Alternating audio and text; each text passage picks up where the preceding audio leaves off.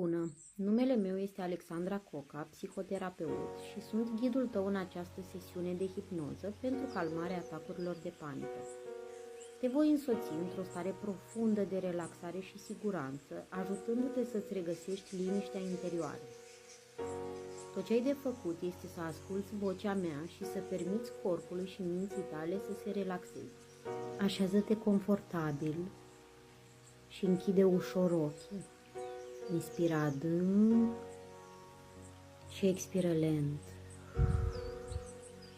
Încă o dată. Inspiră adânc și expiră complet, lăsând tensiunea să se topească din corpul tău. Cu fiecare respirație, simți cum corpul tău devine mai greu, mai relaxat. Fruntea ta se netezește, fălcile se destind, iar umerii se lasă ușor.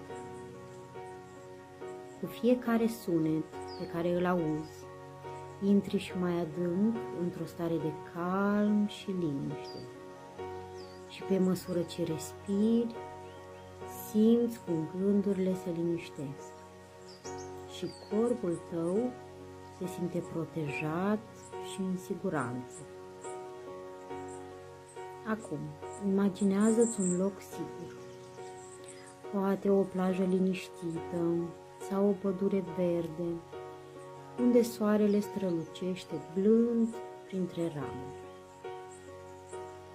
În acest loc, fiecare respirație te face să te simți mai ușor, mai liniștit, mai puternic. Ori de câte ori inspiri, aduci calm în corpul tău. Ori de câte ori expiri, elimini orice urmă de teamă sau neliniște. Acum știi că senzațiile pe care le simți în corp sunt trecătoare. Ca niște valuri, ele vin și apoi pleacă. Corpul tău știe cum să revină la echilibru. Mintea ta este mai puternică decât orice frică. Știi că orice atac de panică este doar o reacție temporară, care se estompează de la sine. Cu fiecare bătaie a inimii, cu fiecare respirație calmă, corpul tău se vindecă și se echilibrează. Ești în